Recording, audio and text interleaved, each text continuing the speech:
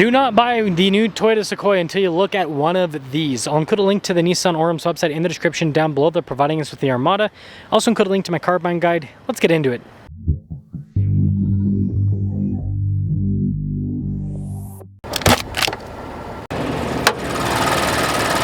Under the hood is a twin-turbo 3.5-liter V6 that goes through a 9-speed, fuel economy 16 around town, 19 on the highway, with power outputs being 425 horsepower and then 516 pound-feet of torque.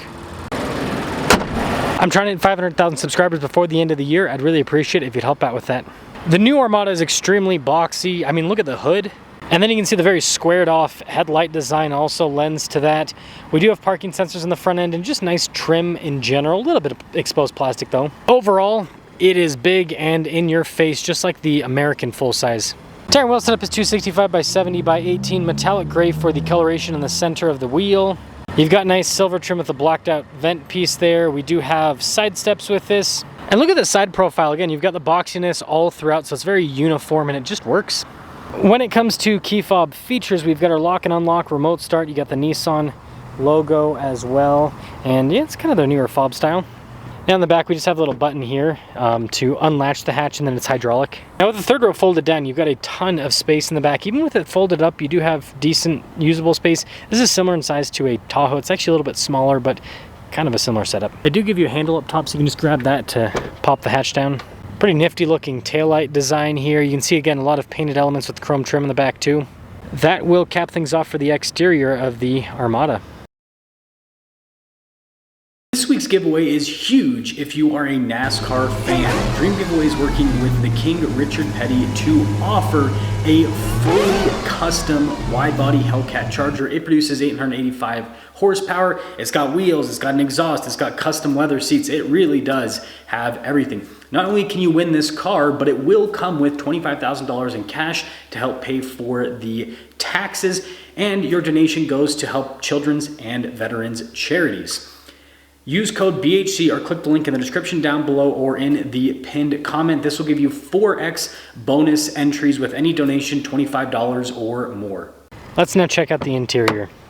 Lots of nice soft touch here on the door panel. You got lots of stitching too. And that theme continues onto the seats, and this one actually has the bench seat configuration, so 3 seats in the center here. There's 3 more seats in the third row, so this has 8 passenger capacity. Now the third row doesn't have a crazy amount of space, but you can fit adults back there. It's got the legroom and it does have the headroom as well.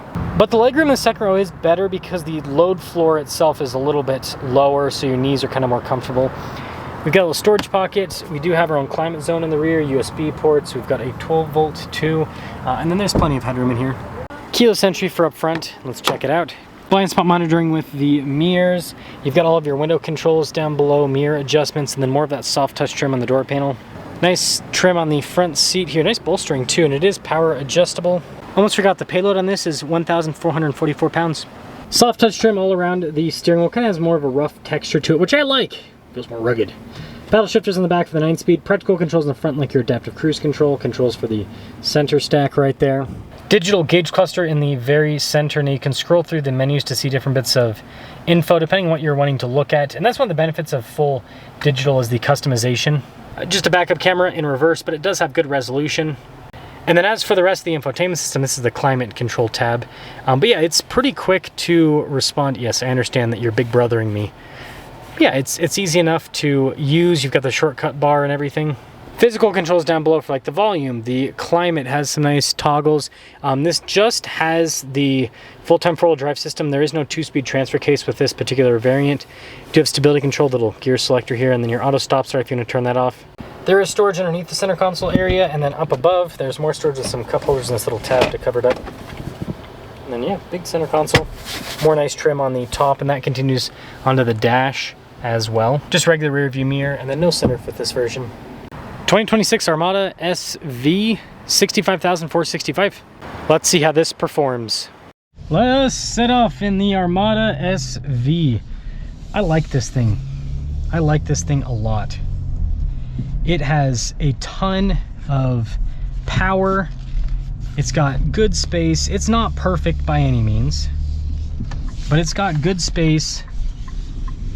Independent suspension, front rear, unlike the new Sequoia that has a solid rear axle, which is better for off-roading, but not going to be better for space in the back and then also ride quality.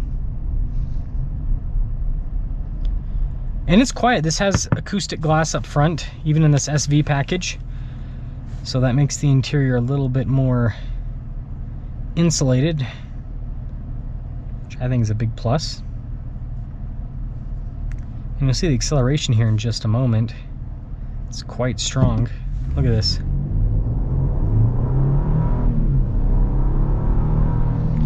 And the V6, I mean, it does taper off towards the top end. Most V6s do that. But it's pretty good, all things considered.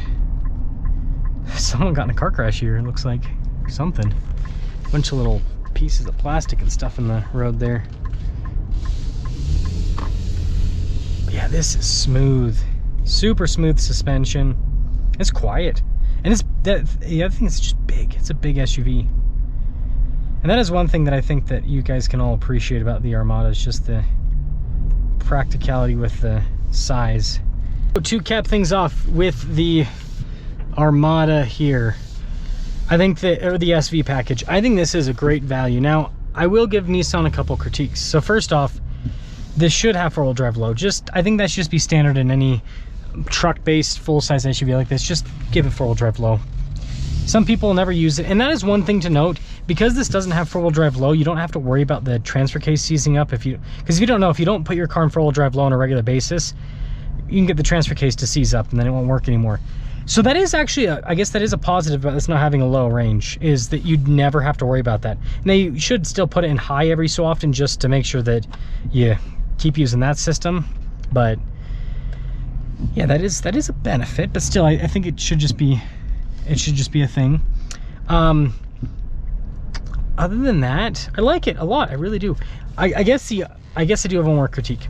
I think that Nissan's lineup with the Armada is a little bit,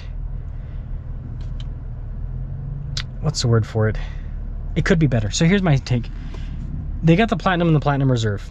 They aren't selling. You know, some people will buy them, but really people aren't buying them. What are people buying with the new Armada? The Pro 4X and the SV here. Now, why do they, I'm actually going to back in.